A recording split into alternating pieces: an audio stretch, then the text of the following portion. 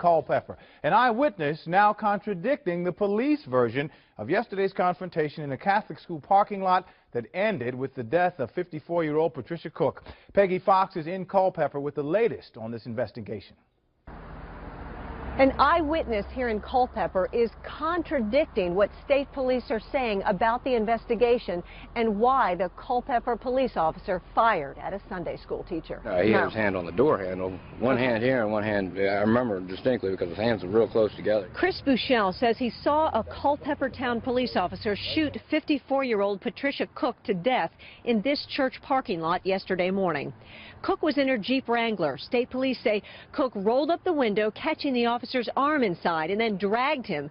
Buchele says it didn't happen that way. He was right next to the vehicle. He had one hand on the door handle and one hand on his weapon.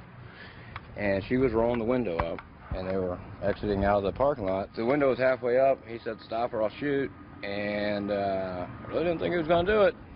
But she got the window all the way up, and that's when he shot. And then she took a left out of the parking lot here, and he stepped out in the street and fired 5 more times. Buchele says the officer was not dragged. He says he couldn't have had his arm caught because he fired through the glass. I'm angry, I'm frustrated, I'm sad. I'm fighting back tears right now. Cook's husband doesn't understand why an officer would shoot his unarmed wife multiple times. Personally, I think it may be an overreaction,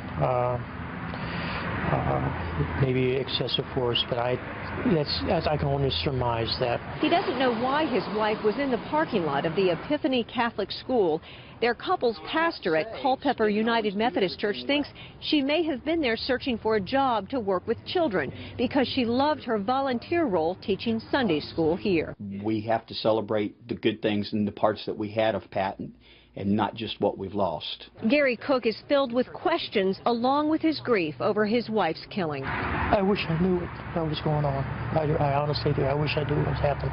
Culpeper Town Police and the County Sheriff's Department are assisting state police in the investigation. No charges have been filed, but Gary Clark is talking to an attorney about possible legal action.